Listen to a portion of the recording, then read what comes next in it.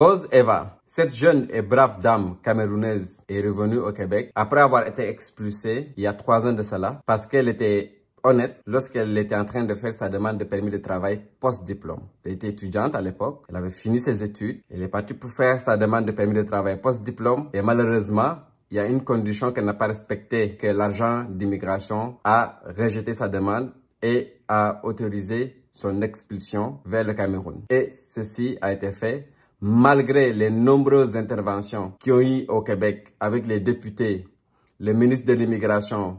Une intervention a eu lieu au fédéral. Ils ont questionné le premier ministre Justin Trudeau en assemblée fédérale et malheureusement, rien n'a pu être fait en ce moment-là et elle est obligée de partir au Cameroun et c'était une nouvelle tellement triste. La raison pour laquelle je fais la vidéo, c'est pas juste pour ça parce que l'histoire, vous pouvez aller la voir. Je vais mettre les liens de son histoire sur la description de la vidéo. Mais moi, dans cette vidéo, je vais vous parler de l'hypocrisie, de la diaspora africaine. Il y a eu une pétition qui a eu lieu. La pétition a fait 43 000 signatures. Vous savez combien d'immigrants francophones nous avons au Canada? Nous avons à peu près 500 000 immigrants francophones et même plus. Et nous avons il y a eu une pétition et il y a eu seulement 43 000 signatures. Je parle juste du Canada. Si on prend les immigrants en Europe, aux États-Unis, dans d'autres pays, si je prends la population africaine francophone, la population africaine francophone, 300 millions, et on a eu seulement 43 000 signatures pour demander à ce qu'elle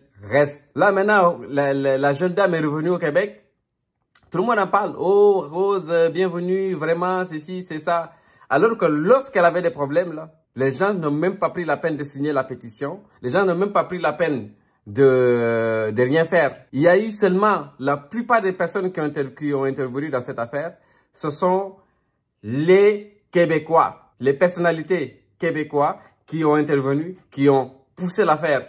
Mais les Africains, malheureusement, chacun dans son coin. Chacun dans son coin, c'est ça le problème ici.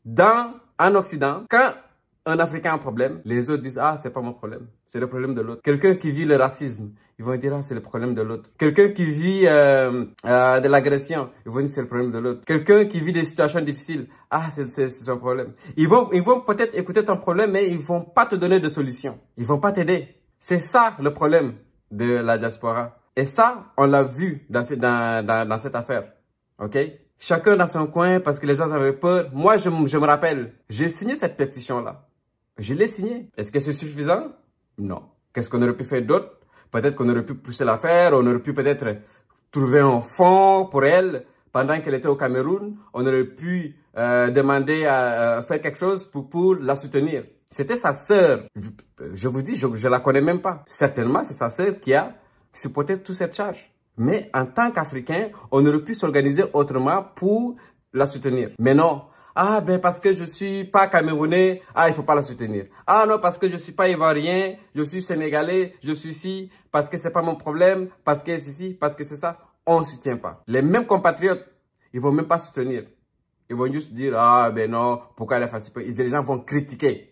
Les gens vont jamais arrêter de critiquer. C'est ça le problème de la diaspora. Combien de millions de personnes nous sommes? Mais on néglige cette force qu'on a lorsque quelqu'un a un problème. Mais cette dame-là, son histoire, c'est elle qui a été malheureuse là-dedans. Mais ça fait le bonheur de plusieurs étudiants. Combien d'étudiants internationaux travaillent plus que le nombre d'heures qui les sont allouées?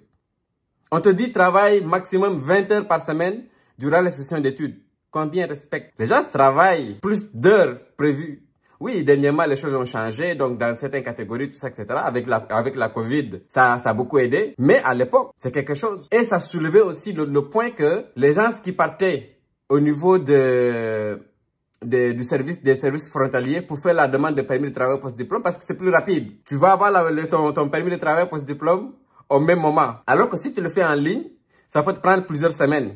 Ça peut te prendre 1 mois, 2 mois, 3 mois avant de recevoir le permis de travail post-diplôme. Et les gens avaient l'habitude d'aller le faire là. Mais puisque l'histoire là a éclaté, mais beaucoup ont arrêté d'aller au service frontalier parce que là, tu passes comme un entretien. Hein. Tu te fais questionner de ci, de ça, est-ce que tu as fait ci, est-ce que tu as fait ça. Tu fais une déclaration, c'est comme un entretien là, avec un agent d'immigration. Alors que quand tu le fais en ligne, ben, tu fais ta déclaration, tu ne rencontres personne. Et généralement, ça passe. Donc, les gens se sont rabattus à faire les choses en ligne, à la place d'aller au niveau des agents frontaliers. Donc, la problématique de Roseva a sauvé, je vous le dis, a sauvé pas mal d'étudiants internationaux. Juste le fait de devoir signer une pétition, il n'y a personne qui a signé la pétition.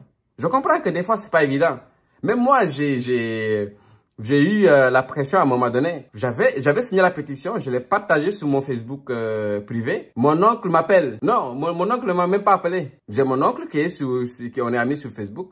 Il a appelé ma mère pour lui dire que je suis en train d'aider dans des problèmes ici, que je suis en train, c'est les affaires d'expulsion, que ceci, que c'est ça. Donc ma mère m'appelle pour me mettre la pression. Pourquoi tu dois te mêler de ça? Pourquoi tu dois...